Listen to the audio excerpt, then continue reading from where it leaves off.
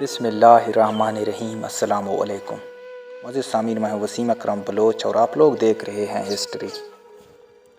یہ اس وقت کی بات ہے جب مشرقی وسطی کے ہر شہر اور علاقوں میں ایک حسین اور خوبصورت شہزادی کے چرچے عام تھے۔ لوگ ہر بات پر اس کا حسن کی مثال دیا کرتے تھے۔ ہر شخص کی یہ خواہش تھی کہ موت سے قبل ایک مرتبہ اس حسینہ کی ایک جھلک دیکھنے کو مل جائے۔ نہ صرف عوام بلکہ بادشاہ اور امرا بھی اس عورت کے دیدار کی خواہش رکھتے تھے۔ یہ مشہور حسینہ ایزا نامی ملک کی شہزادی ایزابل تھی۔ یہ وہ دور تھی جب حضرت سلیمان علیہ السلام کی وفات ہوئے کئی سال گزر چکے تھے اور بنی اسرائیل کے عظیم سلطنت دو حصوں میں بٹ چکی تھی۔ شمالی علاقے میں اسرائیل اور جنوب میں یہودیہ نامی دو سلطنتیں بنی گئی تھی۔ اس زمانے میں اسرائیل پر اخیب نامی بادشاہ کی حکومت تھی، جو اسرائیلی سلطنت کی ساتویں بادشاہ تھا۔ اخیب اب 918 قبل مسیح میں تخت نشین ہوا۔ اخیب اب بھی شہزادی ایزابل کا فریفتہ تھا، لہٰذا اس شہزادی ایزابل سے شادی کر لی۔ ایزابل ایک خوبصورت اور مغرور عورت ہونے کے ساتھ مشرق بھی تھی۔ وہ فینیکی بادشاہ کی بیٹی تھی اور فینیکیوں کا دیوتا بال کی پوجا کرتی تھی، جبکہ بنی اسرائیل اور بادشاہ اخیب توحید پرست تھے اور حضرت موسیٰ علیہ السلام کی شریعت پر عمل پیرا تھے۔ لیکن اخیب اپنی بیوی ایزابل کی باتوں میں آ گیا اور اس نے بال کی عبادت شروع کر دی۔ ایزابل ایک چلاک اور شاطر عورت تھی۔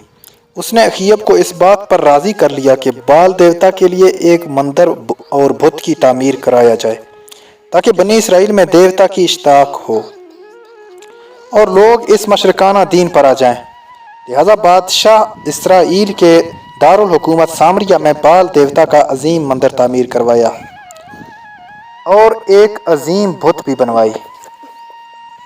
یہ بت سونے کا تھا اور اس کا قد 20 گز تھا۔ اس کے 4 منہ تھے اور 400 افراد اس کی خدمت میں مامور کر دیے گئے۔ اس مندر کے گرد میلے لگنے لگے۔ بنی اسرائیل اس بت کے پاس آ کر منتیں مانگتے، سونے چاندی کے نذرانے چڑھاتے اور اس کی پرستش کرنے لگے۔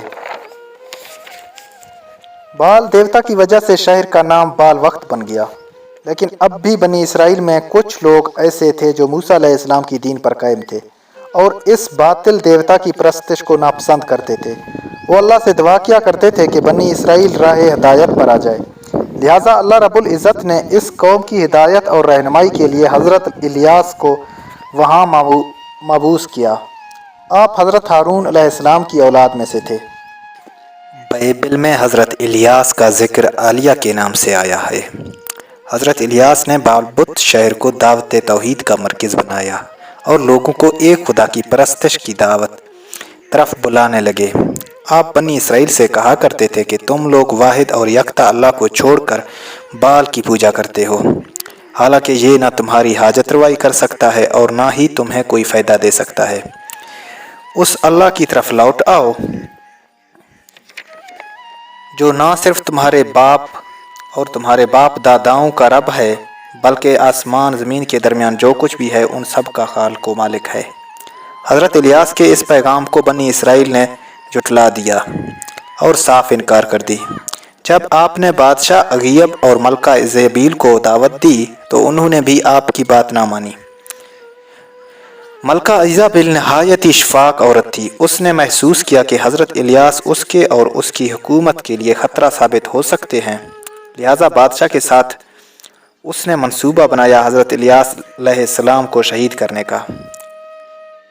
اللہ کے حکم سے حضرت الیاس نے بابت شہر کو چھوڑ کر کسی پہاڑ کے غار میں پناہ لی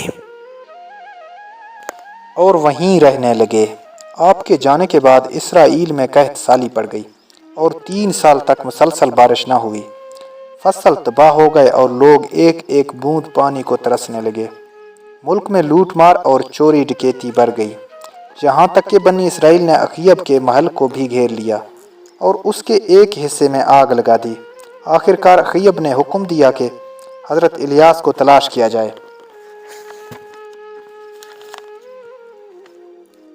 سپاہیوں نے آپ علیہ السلام کو کھوجا اور بادشاہ کی درخواست پر آپ دوبارہ بالبت تشریف لائے، لیکن بالبت کے پجاریوں اور ملکہ ایزابیل بادشاہ کے اس عمل سے بہت غصہ ہوئی، اور الیاس علیہ السلام کا دوبارہ واپس آنا اسے ناگوار گزرا۔ الیاس علیہ السلام نے بادشاہ اور بنی اسرائیل کے سامنے ایک تجویز رکھی کہ بالبت کے بڑے پجاری اپنے معبود کے نام پر جانور کی قربانی دیں گے، اور میں بھی اپنے معبود کے نام پر قربانی دوں گا۔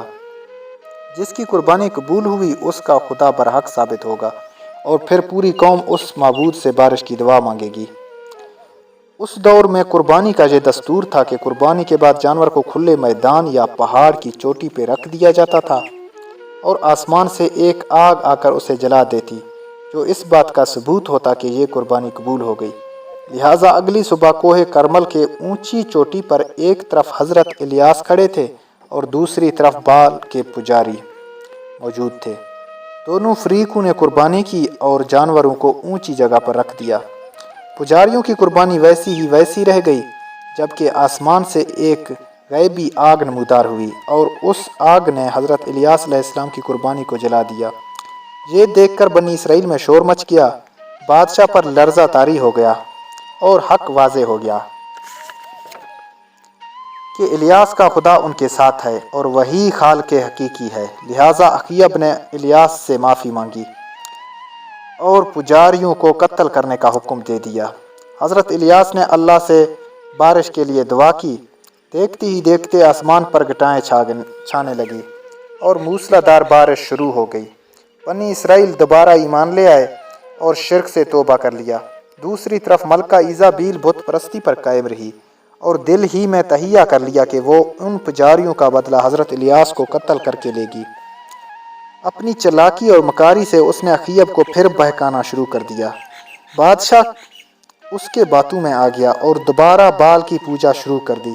بنی اسرائیل بھی جب بارش سے سیراب ہو گئے اور ان میں خوشحالی لوٹ آئی تو وہ بھی حضرت الیاس کے دین سے پھر گئے اور دوبارہ شرک میں مبتلا ہو گئے۔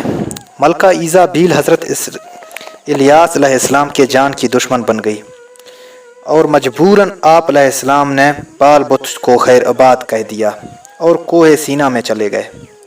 بنی اسرائیل کھلی نشانیاں دیکھنے کے باوجود اللہ کے منکر ہو گئے۔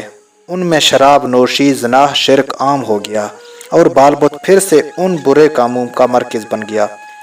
لہٰذا الیاس علیہ السلام نے اللہ سے دعا کی، یا تو اس قوم کو راہ راست پر لے آئے یا ان پر عذاب الہی نازل ہو جائے۔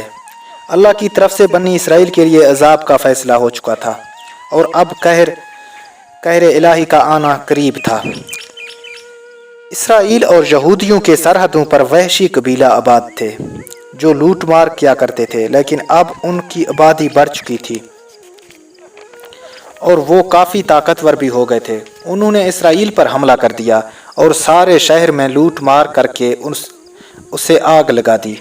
پورا شہر تخت و تہراج ہو گیا، ہر طرف لاشیں، بربادی دکھائی دے رہی تھی۔ اس وحشی قوم نے اخیب اور ملکہ ایزابیل اور اس کے بیٹے کو بھی قتل کر دیا، اور وہ ملکہ جسے اپنی طاقت، بادشاہت اور حسن پر اتنا غرور تھا کہ جب وہ مری تو اس کے جسم کو سڑکوں پر پھینک دیا گیا، اور بنی اسرائیل نے اپنے آنکھوں سے دیکھا کہ بہت سے جنگلی کتے اس کے لاش کو نوچ نوچ کے کھا رہے تھے۔ اس وقت نہ تو اس کا دیوتا بال کام آیا اور نہ ہی کوئی باطل معبود۔ آج بالبت شہر لبنان کے نام سے موجود ہے، جہاں اس زمانے کے کھنڈارے آج بھی اس